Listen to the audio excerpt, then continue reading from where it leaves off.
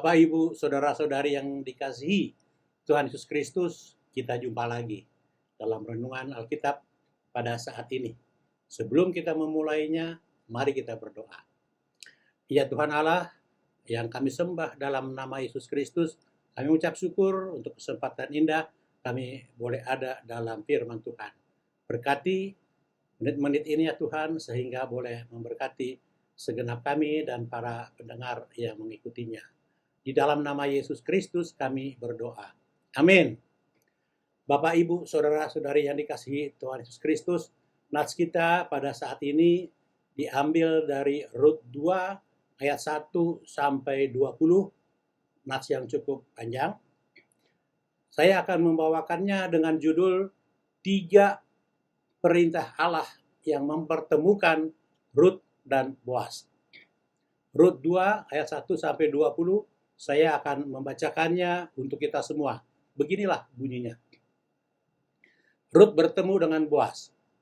Naomi itu mempunyai seorang sanak dari pihak suaminya, seorang yang kaya raya dan dari kaum Elimelech, namanya Boaz.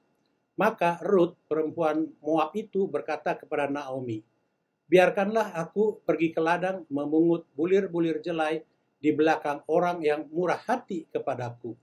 Dan sahut Naomi kepadanya, "Pergilah anakku."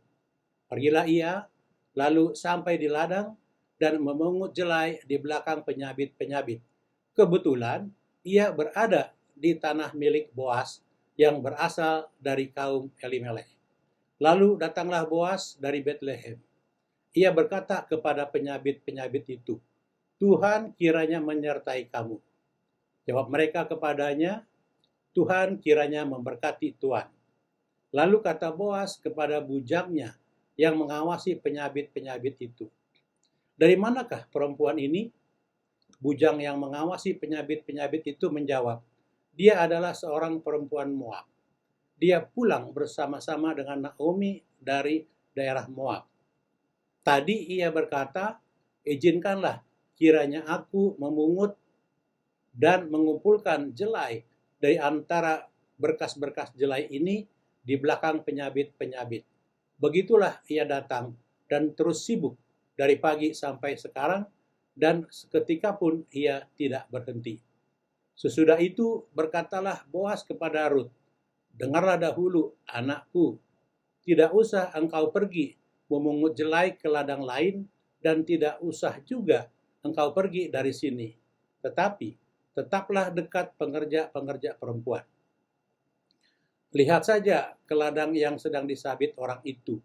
Ikutilah perempuan-perempuan itu dari belakang.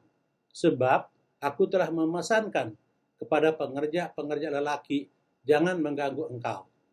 Jika engkau haus, pergilah ke tempayan-tempayan dan minumlah air yang dicedok oleh pengerja-pengerja itu." Lalu sujudlah Rut, menyembah dengan mukanya sampai ke tanah dan berkata kepadanya, "Mengapakah aku mendapat belas kasihan daripadamu sehingga Tuhan memperhatikan aku, padahal aku ini seorang asing?" Boaz menjawab, "Telah dikabarkan orang kepadaku dengan lengkap segala sesuatu yang engkau lakukan kepada mertuamu sesudah suamimu mati, dan bagaimana engkau meninggalkan ibu bapakmu dan tanah kelahiranmu, serta pergi kepada suatu bangsa yang dahulu tidak engkau kenal. Tuhan kiranya membalas perbuatanmu itu, dan kepadamu kiranya dikaruniakan upahmu sepenuhnya oleh Tuhan Allah Israel yang di bawah sayapnya engkau datang berlindung."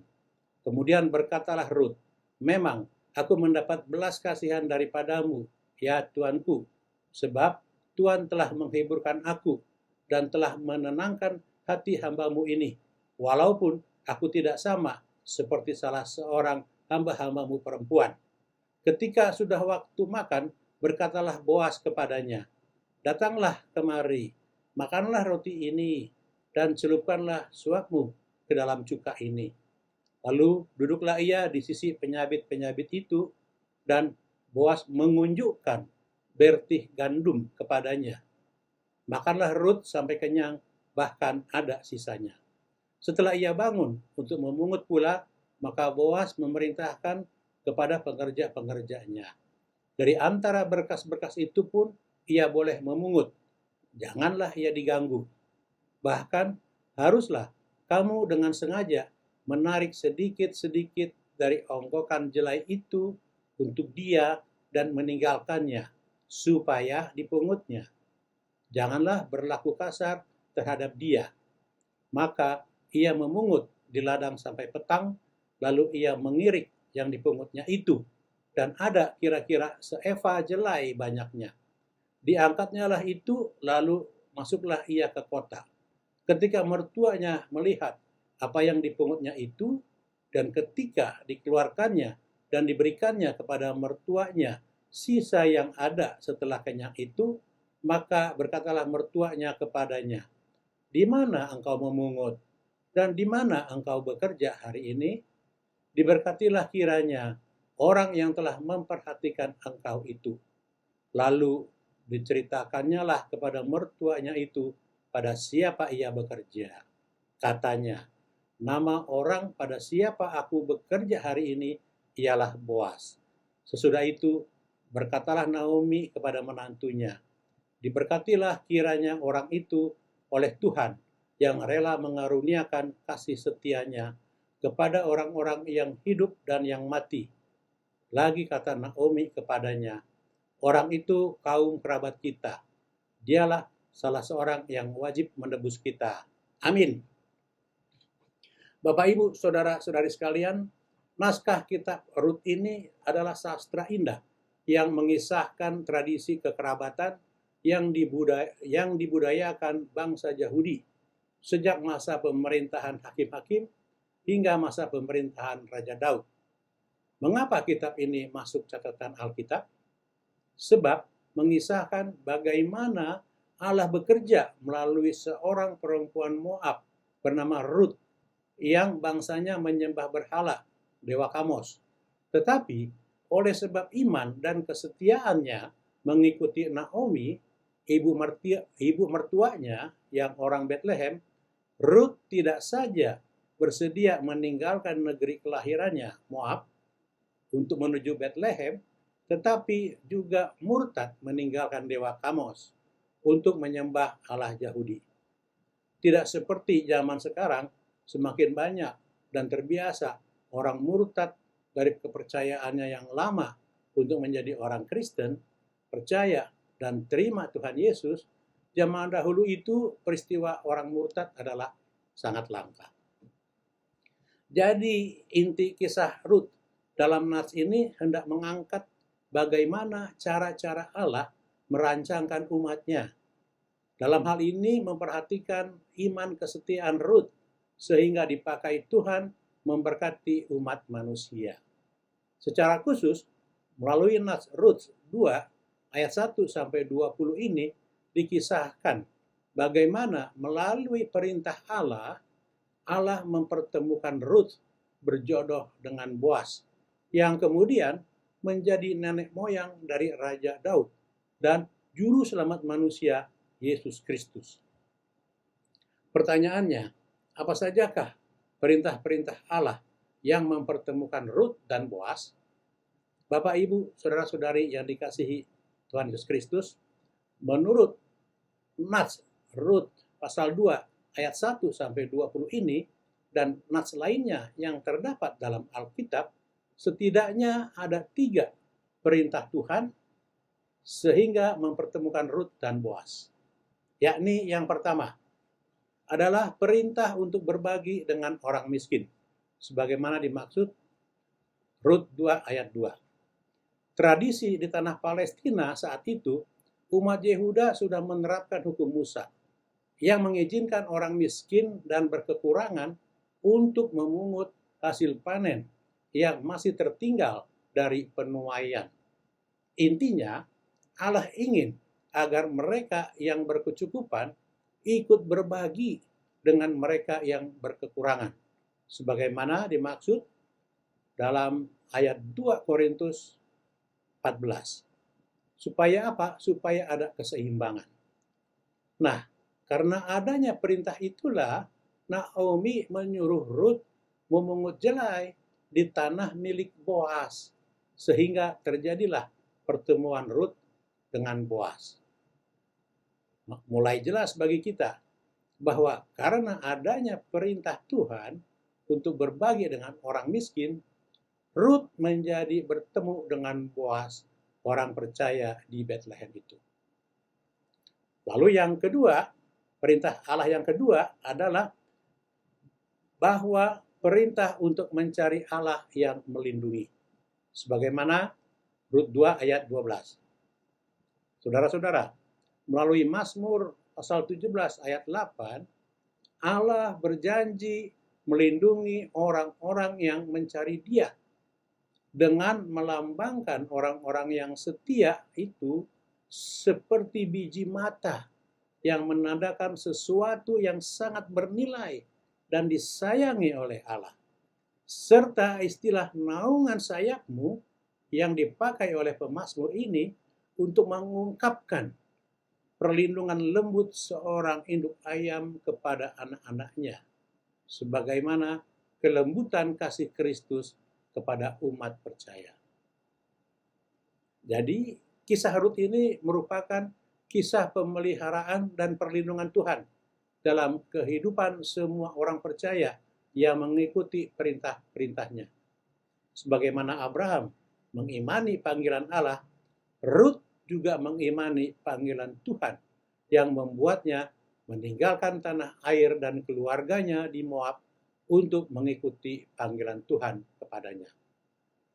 Lalu perintah Tuhan yang ketiga yang mempertemukan Rut dengan Boas adalah perintah untuk percaya bahwa Allah setia dan adil.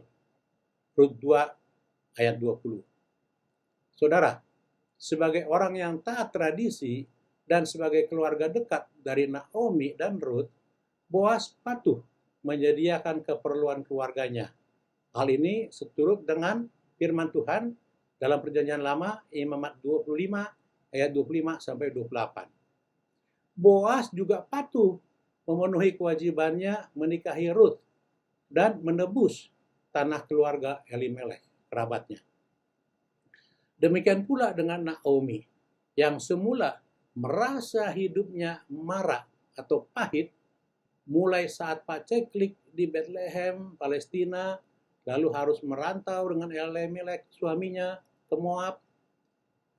Kemudian suami dan kedua anaknya mati di Moab. Menantu perempuannya, Oprah, tetap di Moab, hingga tinggal berdua dengan menantunya Ruth, kembali ke Bethlehem tanpa berbekal apa-apa hasil merantau selama 10 tahun. Naomi yang semula memandang bahwa Allah telah berpaling daripadanya, kini setelah Ruth diperistri Boas, Naomi menjadi mengerti bahwa Allah tidak pernah meninggalkannya. Karena itu, saudara-saudara, percayalah janji Tuhan itu setia dan adil.